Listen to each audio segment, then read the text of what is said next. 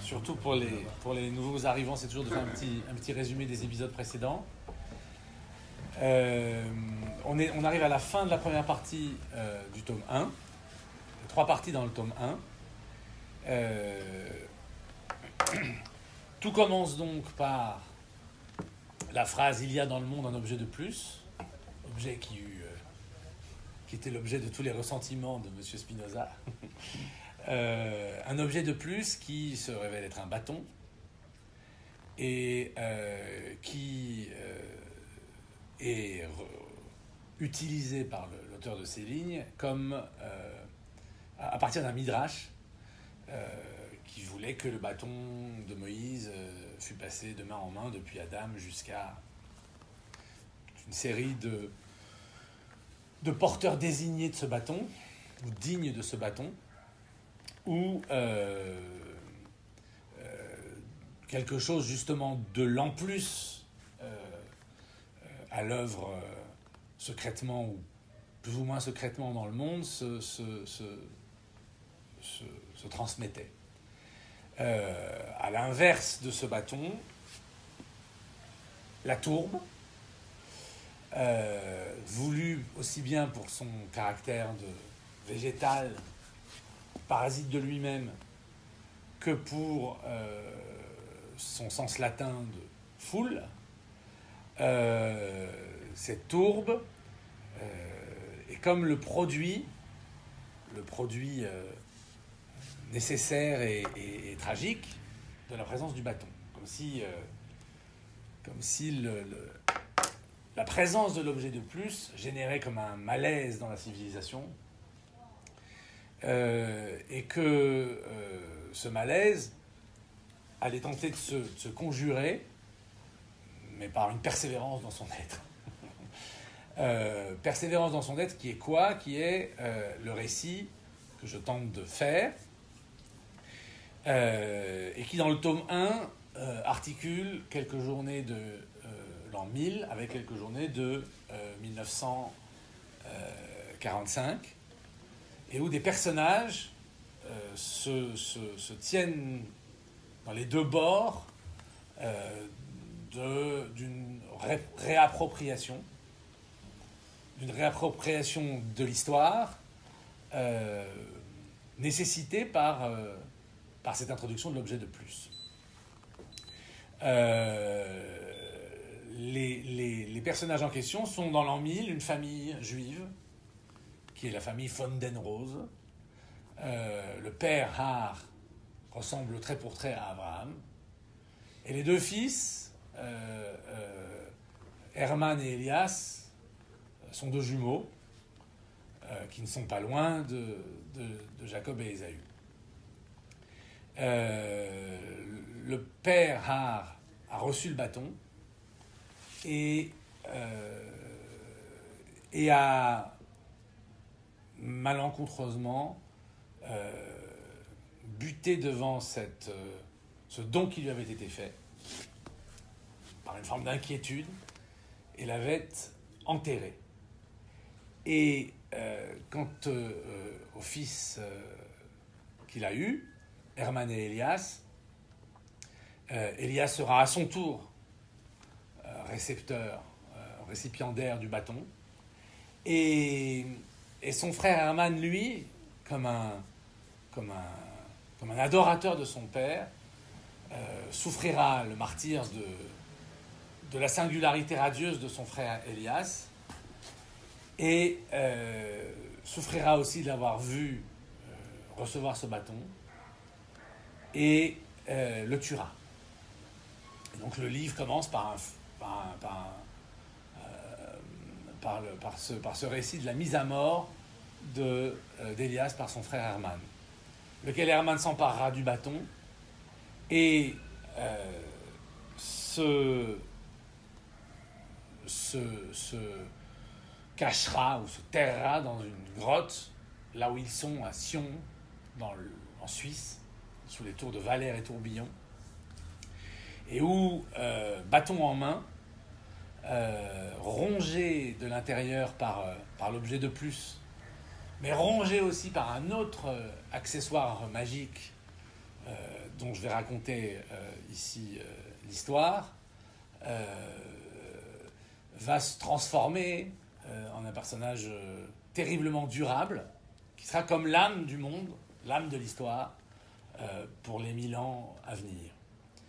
Et il deviendra donc l'énonciateur du prêche par lequel le dépassement propre au bâton se voudra conjurer par la volonté de le rabattre sur cette destinée de la tour, sur cette destinée qui s'imposera aux hommes par capillarité dans l'immense tourbière du monde à partir de la voix d'Hermann et des prêches successifs qu'il énonce et qui sont comme les scansions et les rythmes de l'histoire. Le dernier en date, celui qui a été prononcé en 1945, se termine, il dit je mets fin à la femme, j'achève l'amour, je mets fin à la langue, j'achève l'esprit, et surtout, je commande le moi pour la vie à venir, c'est-à-dire celle qui commençait, la vie d'homme qui commençait en 1945 et qui devait se prolonger jusqu'à 80 ans plus tard, c'est-à-dire jusqu'à aujourd'hui. Parce que en 1945, on est les spectateurs d'une invitation étrange dans un château en Écosse de 3 personnages qui sont 3 personnages quelque peu déments. Enfin, l'un invite 2 autres, déments au bon sens du terme, c'est-à-dire que l'un est un très grand compositeur qui possède le château, qui est le marquis de Bute, qui s'appelle Ian Stuart Bute, et qui est l'auteur des 7 symphonies, et en vérité 8, de Sibelius. Mais il est en Écosse parce que tout le récit du livre sera un voyage de l'Occident, de l'extrême Occident jusqu'à la Germanie primitive. Et ce compositeur de génie, qui est bardé d'un butler tout à fait étonnant, a invité Churchill et Tolkien à écouter sa 8e symphonie. Laquelle exécution de la 8e symphonie lui a été demandée par son butler. Parce que ce butler n'est pas n'importe quel butler, il s'appelle Mulligan, mais il est un homme qui appartient à cette engeance à laquelle nous avons rendu visite dans une lecture précédente et qui est l'ensemble des 70 hommes. Fiction utile pour moi de dire que, de la même façon que Hermann et Elias n'est pas mort. Elias a été tué, mais il n'est pas mort et il est conservé dans le ventre de la terre, comme au secret.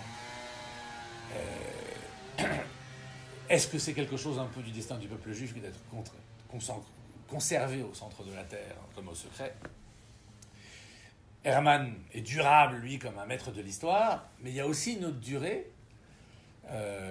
qui n'appartient pas à l'aventure de l'objet de plus, mais qui est celle des 70 descendants de Noé.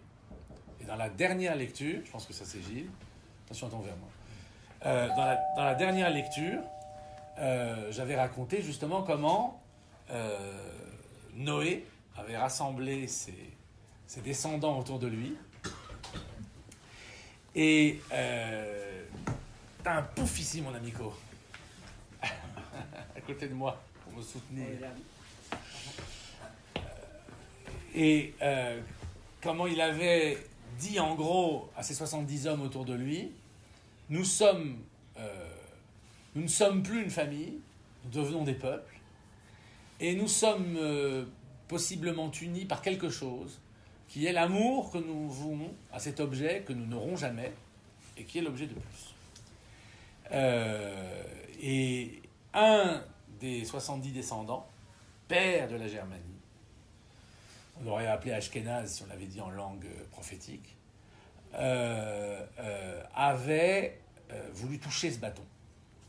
Et quelque chose d'une folle hantise s'était emparé de lui.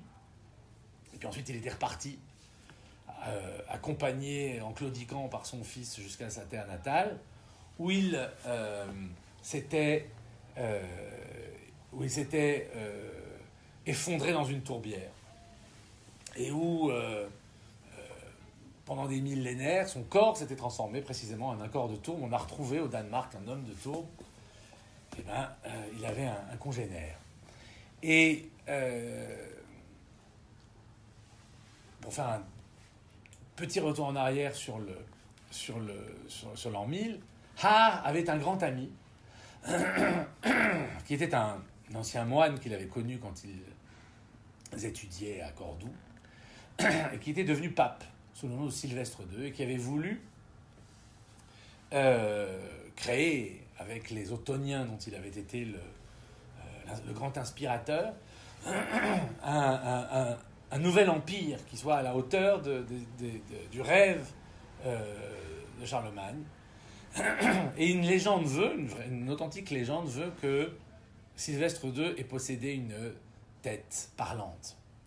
Et j'invente que la tête parlante de Sylvestre II, gainée de cuivre, mais en vérité de tourbe, ait été la tête de cet homme de tourbe.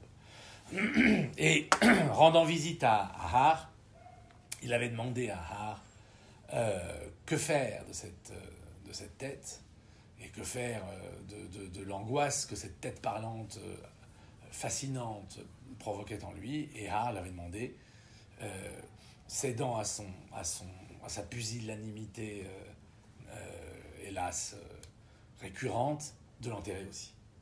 Et précisément, il va être question dans le deuxième chapitre de ma lecture de ce soir du dernier voyage du pape et de l'empereur, où la question de cette tête va être fortement en jeu et où Hermann va faire son apparition dans le destin de l'empire occidental voulu par Sylvestre et par Othon, comme si d'une certaine manière, derrière la grande histoire qui avait écrite les grands livres d'histoire, celle justement de Sylvestre et Othon, c'était terré, c'est le cas de le dire peut-être, une sous-histoire, une histoire de la tourbe qui la contrôlait fondamentalement.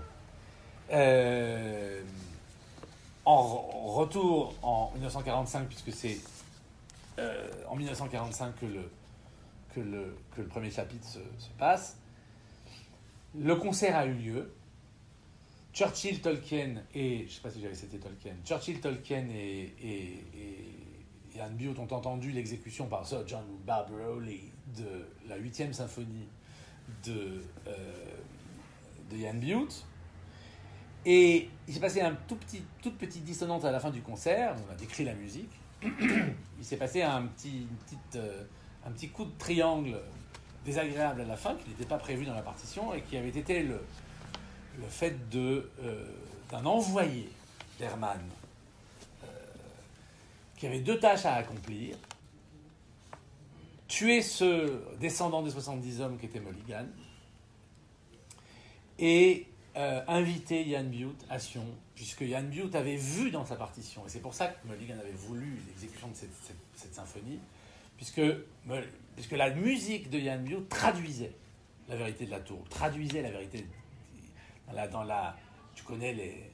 vous connaissez les symphonies de Sibelius pour leur caractère plus qu'épique, et aussi pour leur caractère tellurique et presque magique à certains égards. Et ben, quelque chose de cette 8e symphonie traduisait cette vérité de la tourbe. Et donc l'exécuteur des basses œuvres d'Hermann n'était autre qu'un petit écrivain au crâne rond et chauve, avec des yeux doux et rêveurs, et qui était un grand contempteur du monde, un grand contempteur des braves gens et des bonnes gens, qui s'appelait Jean Genet. Et donc c'est Genet qui était chargé de l'exécution de Mulligan. Genet a rendu visite à ce petit monde, né dans pleine nuit après le concert, et il est parti, mais Mulligan sait que son heure ne tardera pas. Et donc on est dans la bibliothèque de Mount Stuart du château de Ian Bute. Les trois hommes, Churchill, Tolkien et Ian Bute, sont là. Et Genet est parti. La porte avait été fermée. L'aube commençait déjà à empourprer les rideaux éteints des fenêtres. Quoique Bonham, l'aide de camp blessé par Genet, méritât une visite, personne ne bougeait, pas même Churchill. Les regards convergeaient vers Mulligan. Pourtant, on osait le questionner. Beaucoup trop manquait pour se suffire d'une réponse. Il fallait davantage.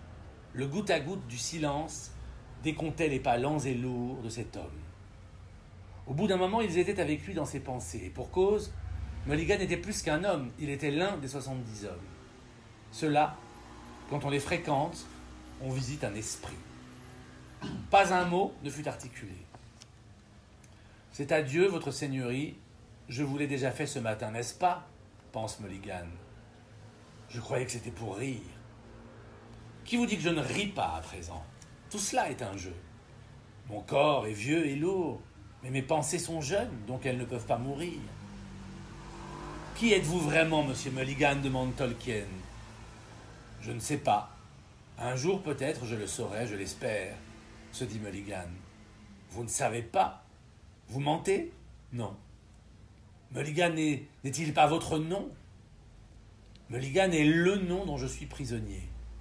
Vous, êtes-vous dans le nom que vous portez, monsieur Tolkien? Je vais mourir et ce nom de Mulligan se retrouvera ailleurs. Et aussi cette charge que je transporte sans savoir ce qu'elle est. Je préférerais comprendre, mais j'aime mon service. J'aime cette tâche de gardien. Métempsychose, bougonne Tolkien en pensée. Non. Ce dont vous parlez, c'est d'une chose transparente et visqueuse, le corps d'une âme qui se déplace dans les airs. Moi, je vous parle d'un nom et de tout ce qu'il renferme. Et tout ce qu'il renferme a changé il y a 1000 ans. Pourquoi 1000 ans? Que s'est-il passé il y a 1000 ans? Demande Churchill. Il y a 1000 ans, Elias est tombé. Déjà bien avant lui, il y avait dans le monde un objet de plus. Nous le savions sans pouvoir rien y faire. Nous éclairions autant que nous le pouvions la masse des hommes de nos lumières, mais nous n'avions jamais affaire à ce bâton. Quand vint Elias, nous fûmes surpris. Et notre surprise fut si grande que nous crûmes notre tâche achevée. Jamais la masse des hommes n'avait été si proche d'être délivrée. Mais Elias mourut de la main de son frère, qu'il aimait tant. La masse humaine, depuis ce jour, est tombée dans le gouffre. Ce n'est pas un sceptre. Vous prenez la chose à l'envers, Prime Minister. Il n'y eut pas des sceptres, car il y avait des lances et des épées. Il y eut des sceptres parce qu'il y avait eu ce bâton. Avant, le sceptre de tous les rois fut le bâton. Tous les rois voulurent jouir à leur tour de ce qu'ils avaient regardé dans nos yeux. Le silence se rompit enfin. 70 hommes, Elias, le bâton. Vous avez une drôle de façon de refaire l'histoire, mon gars, dit Churchill à Mulligan. Et moi qui pensais que le miracle se trouvait dans votre symphonie, reprit-il en se tournant vers son ami Bute. Il faut croire que les artistes ont des imitateurs et rien de plus. Comme vous, n'est-ce pas, Prime Minister? Vous et votre sceptre pâle, rétorqua Lord Bute. Vous dites, reprit Churchill, qu'Hermann l'aimait tant. Pour quelle raison alors a-t-il tué Elias? Parce qu'il se haïssait lui-même. Hermann n'est pas mort, puisqu'il est ce qui est. Il est enfermé. Jour après jour, il se fait manger par la fibre, chose et âme, du bâton et de ses lettres. Pour se faire admettre de lui, il est devenu végétal, un morceau, un parasite, une maladie même du bâton. Plus l'air qui a soufflé depuis qu'Elias est venu au monde se raréfie, plus sa maladie insidieuse ralentit et se prolonge sans fin. Il est en somme l'inventeur de la tourbe, vous comprenez, de cette façon de vivre que les hommes ont hérité depuis. Chacun se laissa entraîner dans ses propres pensées. Les rayons ricochaient sur les rideaux, le matin s'ébrouait. De la tourbe ou du cancer.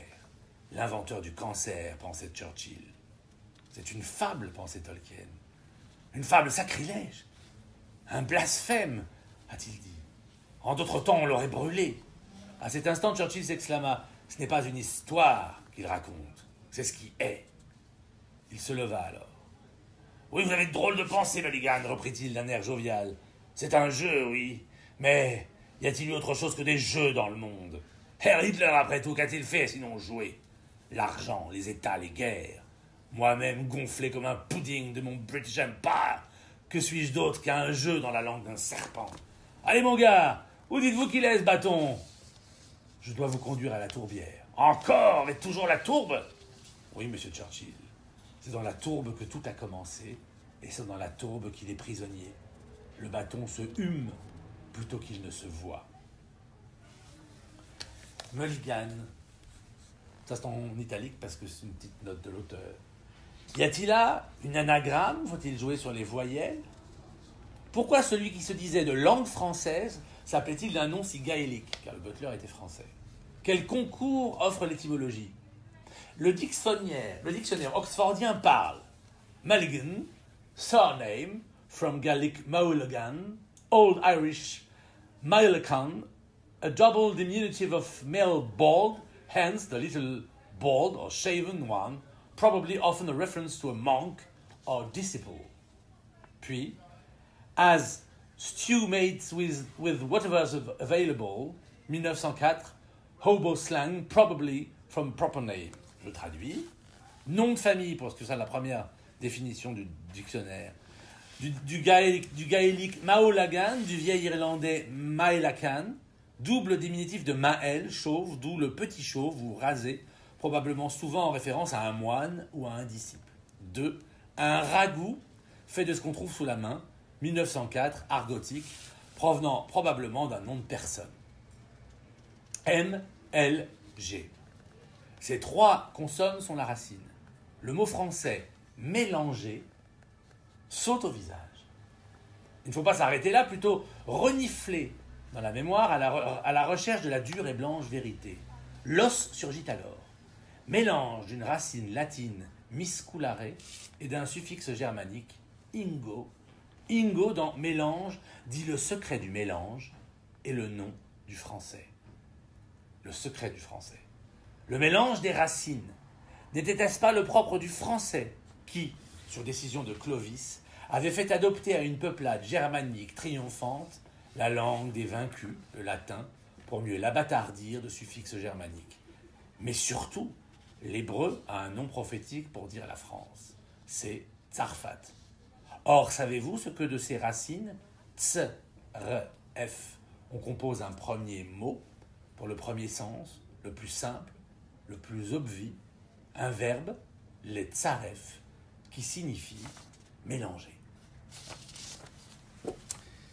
Chapitre suivant, on est en l'an 1000 et le pape et l'empereur font un voyage justement vers la forêt de Teutobourg, où tout dans ce premier tome s'achèvera. Donc c'est un premier achèvement de certaine manière. De Norden à la forêt de Teutobourg, où se trouvent les Externsteine, où le pape Sylvestre II préméditait d'enterrer son crâne de tourbe, le voyage n'était pas si long. Mais du vieux pape et du jeune empereur, le plus faible et le plus atteint était le second. Sylvestre avait menti au sujet de la tête. Il l'avait apportée avec lui, bien sûr, mais il n'avait pas voulu la montrer à son ami Har. L'empereur non plus n'était pas au courant. Dans la petite carriole qui fermait le discret cortège de leur garde, l'étrange objet était scellé dans une arche de bois. Ils mirent 5 jours pour atteindre le village de Meinberg, où ils se reposèrent à la nuit avant de rejoindre la forêt au petit matin. À 6 heures, Sylvestre ayant fini ses oraisons, on s'apprêtait à sortir de l'hostellerie où l'on s'était rendu comme un seigneur et son évêque. Othon avait médité sur les regards à la fois soupçonneux et presque humides d'émotion de l'hôte, sincèrement disposé à la servilité. Si je lui avais révélé qui j'étais, quels assauts n'aurais-je pas subis?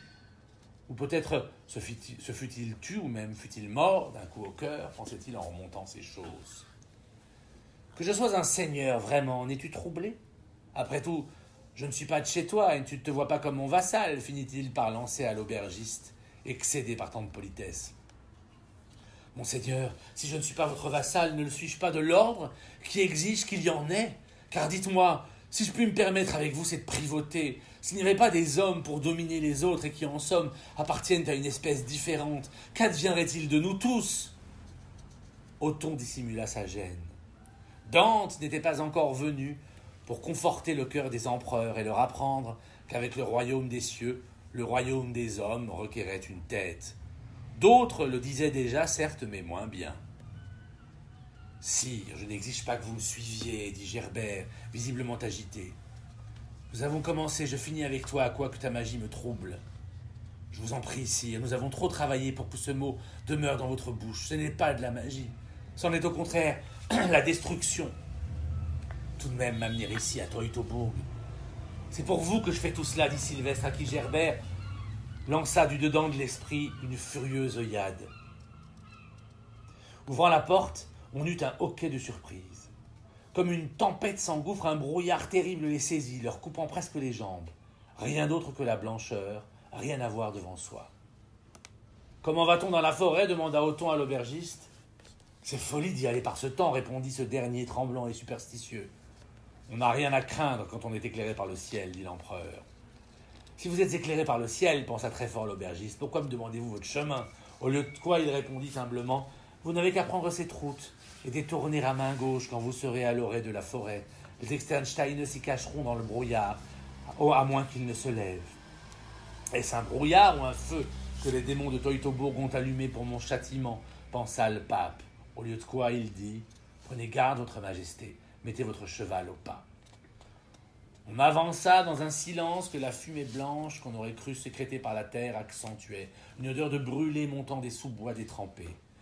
On voyait par endroits la poche du nuage se crever et apparaître alors sinistrement un morceau de la forêt. Légèrement vallonnée, la longue procession des arbres devenait plus dense à mesure qu'on progressait. Il semblait à Gerbert que quelqu'un le regardait et le suivait. Il y a quelque chose d'anormal dans ce silence des animaux. Pas un cri, pas un bourdonnement, pas un chant d'oiseau. Les bêtes avaient été aspirées, dévorées par la végétation. Voici la tourbière. Voici la tourbière du monde. Voici le moment où commence la chimie qui dévorera l'humain. Dans le trou d'Irminsul, l'arbre du fou, le père de la Germanie, celui de 70 hommes que le bâton avait rendu dément et qui, mourant, en avait vomi dans les oreilles d'autres hommes un ersatz atroce, monstrueux, Yggdrasil. Yggdrasil, l'arbre des runes du dieu Odin, ou Wotan, selon qu'on monte plus ou moins vers le nord. On saurait un jour ranimer ces runes de Wagner au crématoire d'Auschwitz. Oui, en mourant, le fou avait cru le voir, montant jusqu'au ciel, telle une colonne chargée de lettres miroitantes, de runes. Ces runes paysannes étaient devenues des fragments d'aimants de magie, contaminés par le souvenir du bâton. Hermann est là, caché aux yeux des deux hommes. Au lieu, pareillant cela à son frère, à son maître, de chercher encore et d'apprendre, il a fui dans les champs et a joué de la force. Hermann a fui la maison de son père, ou plutôt, il a fui la fuite de son père jusqu'à Sion, où sa mère était morte. Hermann emboîte, avec un art suraigu du silence, le pas du pape et de l'empereur. Il est parvenu à si bien épouser tous les paysages qu'ils s'y font, comme un caméléon. Hermann est là, derrière les deux hommes, et tellement plus savant qu'eux, mais certains savoirs sont des poisons mortels. « C'est folie d'être venu jusqu'ici, déclare soudain le jeune empereur. Sûrement. Nous suivons cependant le conseil de Har. Tu l'as fait chevalier de l'Empire pour cela. Pourquoi ici? C'est ici que je l'ai trouvé. Il voulait dire ma tête, mais il ne parvenait pas à articuler ce mot. Que faisais-tu ici, pape Sylvestre? Je commence à me le demander. Sylvestre rit nerveusement. Je venais sans doute à la recherche de mon nom papal. Existe-t-il une forêt plus forestière que celle-ci? C'est toi qui as choisi ton nom, répondit Othon. Ce sera le nom du pape, qui aura scellé dans Rome l'alliance de l'Église et de l'Empire Sylvestre et germanique, sire. L'Empire des forêts. Je n'ai pas travaillé à autre chose, ma vie durant. Soit, mais tu n'as pas répondu à ma question. Que venait faire un saint moine, un savant, qui serait bientôt pape dans les brumes de la forêt de Teutobourg? Pourquoi étais-tu ici, dans ces pierres? J'avais entendu des rumeurs. Har déjà m'avait raconté comment étaient les paysans de Saxe et leurs seigneurs, je veux dire, par là ta famille, sire Othon. Il riait en me racontant les rites et les folies qui agitaient les esprits dans ces contrées. Et il me racontait ce qu'il avait lu dans les annales de Tacite sur la bataille perdue par les Romains au temps de l'empereur Auguste. La victoire par traîtrise d'Arminius. Hermann, tu veux dire? Ne prononce pas son nom en latin, Hermann est mon ancêtre. Hermann est un saxon, un chérusque, sire.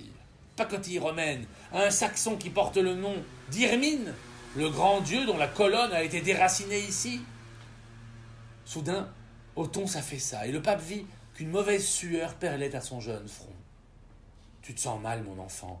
Ces souvenirs te troublent et t'agitent. » Ils s'assirent sur une pierre. Othon s'appuya sur son maître. « J'ai moi aussi donné ma vie, après mon père, pour que toute cette histoire soit détruite. Pour tourner vers le Christ ceux de mon peuple, qui persistaient encore dans leurs erreurs païennes. Pour imiter Charlemagne et son empire franc, et pour tourner le dos aux abominations saxonnes. »« Pourquoi dis-tu que tu as donné ta vie ?» demanda le vieil homme, dont la main touchait le front de l'empereur, cherchant la fièvre. « Tu es tout jeune, et moi ?»« Tu m'enterreras bientôt, saint moine. Je meurs, je le sais. J'ai contracté hier soir un mal qui doit planer dans ces brumes, ou dans mon sang, ou bien dans les deux, qui sont peut-être une seule chose. Que dis-tu? La maladie peut être le malade, mon maître. Est-ce pour l'homme, depuis le commencement de sa venue, une façon de vivre et de mourir un peu comme certains arbres dont les troncs tordus et gonflés de furoncles se dessèchent prématurément, quand bien même les feuilles grillées de leur fête sont gorgées d'eau? Voilà une bien hérétique leçon, mon enfant. Le corps est créé identique par Dieu chez tous les hommes, comme une machine dont ils devront user à son service. C'est l'âme qui le corrompt. Aucune maladie ne se décrète dans les fibres qui n'aient été décidées depuis le trône du Seigneur. Ah, murmura faiblement l'empereur. Je suis donc un grand pécheur. Je n'ai pu me défaire du poison de mon âme alors. Je crois que tu cèdes à ton imagination, monseigneur. Non, non, moi aussi je ressens l'esprit de ce lieu. Si tu savais les fournaises d'orgueil qui travaillent dans mes entrailles et que ce voyage a réveillé, moi aussi je me souviens de la victoire sur l'aigle de Rome un jour, d'eau et de brume pareil à celui-ci, les hurlements des Germains nus qui sortirent du vide et perçèrent de toutes parts les armures des légions. Le cœur du pape se serra. Othon, qu'on avait appelé la merveille du monde, tant son éducation, sa beauté et son esprit légitimaient sa gloire, était à présent un jeune homme fragile et vacillant entre les doigts de la mort. Soudain, un coup de vent chassa fugacement une poche de brume et révéla, sinistres et menaçants, les 5 rochers des Externsteine en leur clairière. L'eau du petit lac était presque brune. « C'est ici !» s'écria Sylvestre en se levant, brusquement indifférent à son compagnon. « Comment ne l'ai-je pas deviné ?» Et il courut en direction des 5 rochers, des Externsteine, où un jour, Heinrich Himmler, qui se croira la réincarnation d'Henri Loiseleur, amènera ses légions ornées d'une tête de mort. Des rochers, rien que des rochers, gros amas bulbeux, semblables à des cailloux de lave encore molles qu'un géant aurait empilés sans art, les uns sur les autres. Le pont, se dit Sylvestre. Je vais trouver l'endroit depuis le pont, je dois monter sur le pont. Le vent était capricieux. Après cette bourrasque, l'épais brouillard était redescendu. Le pape scrutait le lieu depuis le pont, sans expliquer à Othon pourquoi il faisait tout cela. Pauvre enfant, pensait-il. En revanche, il n'avait pas omis de filer à la carriole pour prendre la petite boîte dissimulée sous la couverture où était la tête de l'homme de Tourbe, le père de la Germanie. Il monta 4 à 4, les marches taillées dans la pierre et qui menaient au pont. Il ne pourrait faire attendre l'empereur trop longtemps et ne pouvait lui révéler son intention. Lui-même n'y comprenait pas grand-chose, sinon qu'il allait enfin se débarrasser de son pire souvenir, celui qui rendait sa vie secrètement insupportable. C'était là qu'il était venu la première fois. Il avait découvert le trou d'où il était sûr que les paysans avaient déterré le corps. Ce jour-là, il était aussi monté sur le pont, et c'est seulement un regard de côté qui lui avait caché la découverte. Les paysans avaient-ils menti? Cette question le troublait encore. Maudit brouillard, reprenant son souffle, il ne voyait toujours rien apparaître. Du premier rocher un peu avachi à un pont oblique jetait ses cordes sur la pointe dégingandée du suivant. Il y sauta et grimpa jusqu'au faîte. Là, un trou parfaitement circulaire avait été creusé, ménageant une vue sur le vide. Il faillit s'effondrer en arrière. La gifle d'une bise froide, un terrible éclat, le soleil, perçant le nuage, l'aveugla. « Moine fou, que fais-tu là ?» entend-il. Un personnage a remplacé le soleil. Qui est-ce déjà? Son visage le terrifie. Sylvestre vacille encore. C'est Hermann, le fils de Har. Que me dis-tu? Moine fou? Sais-tu, j'ai ta vie dans mes mains. Montre-moi ce que cache la tienne. Laisse-moi, enfant, tu ne sais pas ce que tu fais. Hermann éclate de rire. Enfant, dis-tu? Prends garde aux enfants de ton ami Har. Ils sont bien moins niais que toute ta cour avec toi au milieu. J'obéis à ton père. Je vous ai entendu. Ce n'est pas un ordre qu'il t'a donné. Il t'a conseillé d'enterrer la tête où tu l'avais trouvée. En fait, il a refusé de te répondre parce que tu es le pape, parce que tu es puissant. » Gerbert lit dans les yeux d'Hermann le désir et la démence. « Fais-toi chrétien si tu veux être pape.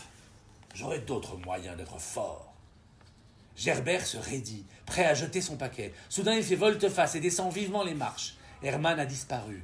Le brouillard, lourd et gras, est redescendu sur les Externsteine. L'empereur ne peut être abandonné plus longtemps. Mais là, sur ce rocher, il n'est plus. Hermann, quelque part, caché dans l'opacité, et Othon, à sa merci ou à celle de ses origines malades et d'un désir de mourir?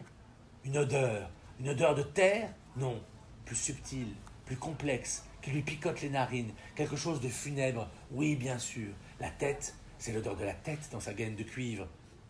« Je suis un simple d'esprit, » murmure Gerbert. « Non, » répond la tête. « Tu parles, toi, à nouveau, dit le pape, l'estomac noué. »« Irminsul, » murmure la tête. « Irminsul, Irminsul, Irminsul. »« Vas-tu cesser » demande Sylvestre, tremblant davantage à chaque écho de la litanie. « Irminsul, » dit la tête, plus fort. Le pape croit entendre rire à quelques pas. « Irminsul » crie maintenant la tête, et le rire se déploie et s'égrène. Puis soudain se divise, non se dédouble. Un rire et un autre en même temps, deux rires jeunes des deux côtés. L'empereur, où est-il? Lequel est-il? Entre les mains d'Hermann? Ensorcelé par lui? Pourquoi ensorcelé? Quelle mouche pique le pape? La sorcellerie n'existe pas. Arrête-toi, crie Gerbert. Sire, où êtes-vous? Vous portez-vous bien? Le rire explose, toujours double. Irminsul, Irminsul, irrite maintenant la tête démente, sur un ton de panique, de pure terreur. Tais-toi. Ich habe die Meersache gesehen, répond la tête. J'ai vu l'objet de plus, en allemand. Une fumée noire, à quelques pas devant Sylvestre, vient repousser la ouate neigeuse du brouillard, aussi noire et lourde que la suie. Est-ce un feu? Comment est-ce possible dans cette humidité? C'est là, comprend enfin Gerbert. Ils l'ont déterré là. Il entrevoit une fosse. Il s'y jette, mais bute sur un corps. Cri étouffé. Petit gémissement, l'un des deux est blessé, non il pleure, l'un des deux souffre. Un coup, le pape s'évanouit. « Mange ça, tout de suite !» Une gifle réveille le pape. Que ouvre la bouche. D'un clignement d'œil, Gerbert voit une sorte de sphère bombée au bout d'un bâton, capuchon rouge, tacheté de blanc. Cela rentre dans la bouche, goût de champignons crus, maculés de terre, infect, d'étranges picotements, un silence qui se creuse, puis Sylvestre s'endort un moment. Il sort du sommeil pour un état infect. Ce qui était noir devient plus noir, ce qui était terrible plus terrible. Les choses de son esprit, odeurs, sons, visions, lumières et couleurs, se fondent comme de nouveaux sens qui parleraient de choses inconnues. « Qu'as-tu fait ?»« Je t'ai fait manger d'un champignon, dit Hermann. Cela vaut bien l'hostie, gros prêtre. Je t'ai donné la prophétie qui te manque. Depuis 5 ans, je cultive cet art. Depuis que je sais que comme toi, je ne serai jamais un prophète. Nous avons tous payé pour avoir rencontré un ange, n'est-ce pas? On ne se remet pas d'avoir vu Arf von Nenrose, chevalier de l'Empire. Elias, mon frère. Moi, au moins, j'ai mon art, j'ai ma force. Suis-moi, écoute-moi. Je viens d'avaler ma bouchée de champignons, je vais être pour toi un bon maître, beaucoup plus satisfaisant que le précédent. Où suis-je? Dans le corps d'Irminsul. Gerbert avait pourtant exercé son esprit à toutes les violences du corps. Mais cette chose au chapeau rouge et blanc, ni plante ni chair, que nous appelons aujourd'hui amanite, a touché très durement le cerveau, où les pensées, malgré tout, puisent leur matière. Il voit à présent se dresser autour de lui le nom que tout prononce, et ce nom est plus réel que tout ce qui se voit et se sent. Irminsul, une colonne toujours plus haute, dont il goûte dans sa bouche l'épouvantable saveur. Le jeune homme Hermann déverse des paroles dans ses oreilles, cette nausée, cette angoisse et ces couleurs jamais vues. Je suis Hermann, je suis Arminius, rebelle à l'empereur, traître et vainqueur. Je tiens son corps palpitant dans mes griffes, j'ai le corps de Rome à la portée de mes crocs, je saurai l'opérer pour le mieux. Un éclat de terreur, un nom comme un organe arraché à son cœur, toute sa morale et ses soins de précepteur. Othon fait-il du mal à Othon? Othon, quand je te parle d'Auguste. Il voit d'immenses éléphants, peut-être sont-ce des chevaux géants qui viennent escorter les légions de Rome. l'aigle du Sénat élevé sur la pique des procurateurs, et au même moment chez les Germains, des jeunes hommes qu'on égorge pour les dieux, qu'on enterre dans le sol, alors que leur sang et leur voix coulent encore. Païen contre païen, enrage-t-il, quand soudain il comprend que la Légion romaine a les faveurs de son cœur. Puis-elle des poussières dans l'œil. Ces corps obscènes de guerriers germains en sauts de mouche passent et disparaissent toujours plus nombreux, semant toujours plus de morts et de membres coupés. Le sang de Rome. Gerbert a peur, et Hermann, Arminius, rit. As-tu mesuré ma puissance, enfin? As-tu compris à quel point ta mitre et ta tiare me font rire? Sénateur de province. Hermann éclate d'un rire dément, acide, laid, semblable à la rage qui le dévore. Cependant, le pape ne lâche pas la tête, même quand l'autre le torture et le manipule. Elle compte plus que sa folie et que sa mort. Il ne sera pas pris au piège par la cupidité d'Hermann, même dans l'ivresse d'une drogue. Que veux-tu, dit Sylvestre? Veux-tu les insignes de la religion et de l'Empire? Veux-tu les voler pour ton compte, pour ton peuple, pour ton Dieu? Étrange effet de cet empoisonnement, tandis que la fumée noire continue de tournoyer dans la fosse, Sylvestre se sait dans un jeu, en même temps qu'il s'impose à lui, avec l'évidence aveugle de la certitude. Ouvre les yeux, regarde dans les miens, lis dans les miens. Sylvestre ne peut qu'obéir. Il découvre la beauté d'Hermann, assis sur le torse d'Othon dont il a pris la cape. Othon semble profondément endormi. Les yeux bleus d'Hermann, vastes et étrangement clairs, sont rêveurs. Au-dessus, un immense front et une cascade de cheveux aux reflets bruns et d'un gris prématuré. Aucune colère, aucune démence. Ce visage se montre aussi calme que tout à l'heure, il se dérobait derrière ses cris et ses menaces. Sa tristesse même n'hésite pas à se montrer. Aiguisé par les poisons qu'il a ingérés, Sylvestre le devine proche de la sienne. Dans un sanglot, il voit autour de lui une petite fosse, où ils sont tous trois comprimés, et juste au-dessus, un feu de tourbe, dont, sous l'effet du vent, la fumée descend jusqu'à eux. Que diraient les chimistes? Contre les phénols de la tourbe et la muscarine de la manite, l'effet était cumulatif. Cependant, les chimistes ignorent les tempêtes de tourbe, et c'en était une qui soufflait sur le monde. La première est la plus décisive, celle où, dans le creux vertigineux des esprits d'hommes, la plante prit le dessus. Il allait en être ainsi pour les siècles à venir, décidés et digérés dans les tissus végétals de la tourbe. Car l'homme aussi est un végétal en plus d'être un animal et parfois un être de parole. Hermann avait manigancé le plus grand empoisonnement, l'altération profonde de l'homme qui l'enchaînait dans la tourbe à son âme végétative, lui asservissant jusqu'à ses plus hautes pensées. Comment pouvait-il cela? Comment un homme pouvait-il enfermer à perpétuité l'âme des hommes dans un tissu qui, la ramenant à ses tréfonds les plus obscurs, en piégerait les libertés? Parce qu'il avait le bâton, parce qu'il avait accédé à la hauteur d'où l'on surplombe le monde, par l'art de penser et de vivre que son père avait mérité, lui qui l'aimait tant, haïssant tellement son art. Disons-le crûment, le judaïsme est une malédiction de l'humanité, parce qu'il l'arracha à sa limite et la voie à s'affranchir du temps et de l'espace. Hermann, qui n'avait reçu les leçons de son père que pour les conjurer, était le vengeur du temps et de l'espace. Je regarde devant moi et je vois monter à présent le mur de notre prison. Le vois-tu, dit Hermann. Je le vois, dit Gerbert. Que sont ses mains? Ce sont les mains vaillantes des Germains qui relèvent le tronc d'Irminsul.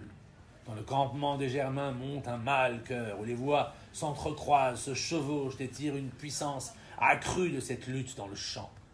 Là s'élève et se proclame à travers rochers et sapins la science puissante d'un orchestre qui demain conquérera le monde. Derrière son œil, dans la chambre intime que forment ses idées, fenêtre ouverte sur la danse des neiges, des vents, des arbres tordus par les tempêtes et des foules surgies de millénaires oubliés, descendant d'Hyperborée jusqu'aux 5 rochers extérieurs, Sylvestre, guidé par Hermann, par le champignon qui lui mange l'esprit et par la tourbe dont la combustion l'enivre, contemple la légende chantée autour du tronc d'Irminsul. C'est lui, pense-t-il. Ce tronc, c'est lui. Hermann est Irmin. Hermann est ce Dieu. Alors, tout le long du tronc s'illuminent des lettres mystérieuses, anguleuses, pointues, telles des croisements de branches, des entremêlements de foudre. Ce sont les runes d'Irminsul et c'est le corps d'Hermann uni à son esprit. Gerbert referme à demi la fenêtre de ses yeux et retourne sa mémoire vers le petit lit surmonté d'un crucifix dont il affectionne le souvenir, la cellule de son monastère, non loin d'Aurillac, où dans les bêlements de moutons voisins, quelques moines l'avaient recueilli petit enfant afin de l'amener à Dieu. « Sire, sire !» Othon ne se réveille pas, mais ce n'est pas lui que Gerbert appelle sire. Il en invoque un roi plus grand que l'empereur de l'Occident, mais qui ne répond pas. Hermann croit avoir déjà vaincu le vieux, au point qu'il l'appellerait sire. « Mon enfant, répond Hermann, le fils de Harf von Nenrose au vieux Gerbert, qui, malgré son savoir, s'est fait duper. Le veux-tu vraiment ? Crois-tu que tu en viendrais à bout ? Un pâle sourire s'annonce. Dans ses mains, Gerbert sent que la tête s'ébranle en des mouvements de plus en plus violents. Elle veut bondir, le fuir. Gerbert lutte pour la maintenir sous le crucifix de l'église, car il mène sa dernière lutte contre la magie. Je suis le fils de Har et je sais que tout cela ment. Ce nom d'Irminsul, cette terre et cette langue. Jamais aucune de mes pensées n'a souscrit à tout ce mensonge. Tu m'entends, le pape ? Jamais je n'ai vu la moindre trace de ce que j'appelle la vérité dans ces tissus de hasard et de croyances fautives. Mais ce qui ment dans la lumière, pourquoi ne serait-ce pas la vérité dans un monde de ténèbres ? Que dis-tu ? J'ai reçu du feu de mon père. Ces leçons m'ont torturé tant elles étaient belles et neuves. J'ai été écorché par son humilité, fouetté par sa douceur, empalé par son intelligence. Toutes ces splendeurs qui tournent sur elles-mêmes, quelle place accordait-elle aux gens ? Je les vois, moi, les gens, je les regarde, je les considère. Mon père oublie simplement qu'ils existent.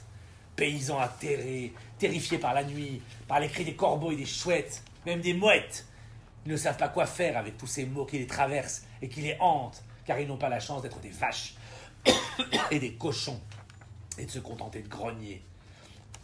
Roi sans royaume, sans écriture et sans langue, prêtre sans culte, tout cela qui réclame si fort un peu d'ordre et d'explication. Que faisait-elle là-dedans, les fusées de mon père ? Toi-même, avec ton christianisme matiné de leçons orientales, de philosophie et de mathématiques, quel remède apportes-tu aux hommes ? As-tu un projet ? As-tu une visée, Hermann ? Je n'ai pas de projet. Tout est fait, déjà. Il ne reste plus qu'à le dérouler. Mon pouvoir n'est pas autre chose que les choses et les gens, ce qu'ils sont. Je mets en branle, sous ta bénédiction, dans la gaine de l'Église, le lent mouvement des nations nouvelles. Je vais tisser les attaches réciproques, les déchirures, les guerres nécessaires, puis quand le temps sera venu, les paix possibles et impossibles. Aux gens, il faut donner à la fois à croire et à désespérer. C'est ce que mon père, sot en cela, n'a jamais appris. C'est pour cela que tu as relevé cet arbre invisible autour de nous. C'est pour cela que tu les rends au culte mortel. Si tu te découvrais inférieur à ton père, devais-tu pour autant le trahir ? Les païens sont entre mes mains. Quelle meilleure façon de servir mon père, qui ignorait tout ce paganisme que moi je mets sous ma botte. Il était par excellence l'anti-païen, mais il en devenait abstrait, incorporel. Moi je commande aux païens. Irminsul gouverne leur cœur, mais son tronc est invisible, et c'est moi qui en commande les runes. Autant que lui, je suis un tronc secret. Il ne me reste qu'à me vêtir de cette matière infâme qui va tous les souder, les agréger.